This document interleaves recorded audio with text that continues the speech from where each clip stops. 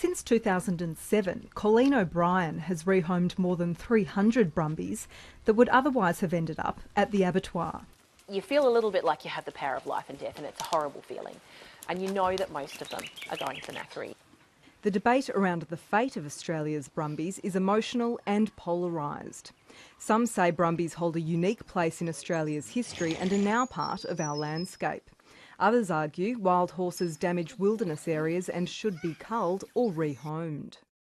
I grew up as a kid reading the Arlene Mitchell's Silver Brumby books, and I dreamt about brumbies all through my childhood. And I worked in the horse industry. I was working there for about 15 years before I saw a small ad one day advertising Snowy Mountain brumbies for $120. So we went up and got a couple, and that was sort of the beginning of our fascination with them.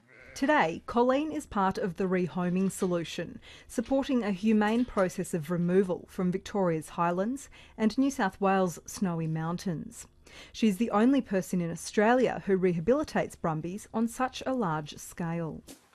Well, we take brumbies that are caught from the wild as part of management programs, and we bring them back here. We settle them in, train them and get them used to domestic life, and then we find them homes.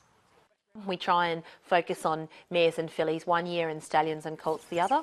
To domesticate the brumbies, Colleen has developed a process which can take between 3 months and 2 years. The method we use is really modelled on the way the horses behave with each other in the wild.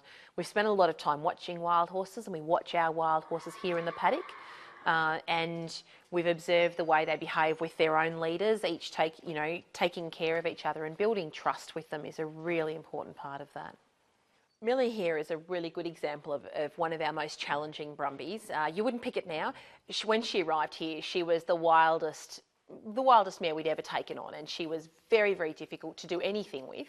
She had only 100 days of training, just a short period of time in a 15-year lifespan that she's lived in the wild, and she is the most wonderful pony for my 7-year-old daughter, who leads her around and rides her and feels safe with her. Well done, keep it going. Be big and huge. Demand for the horses is high.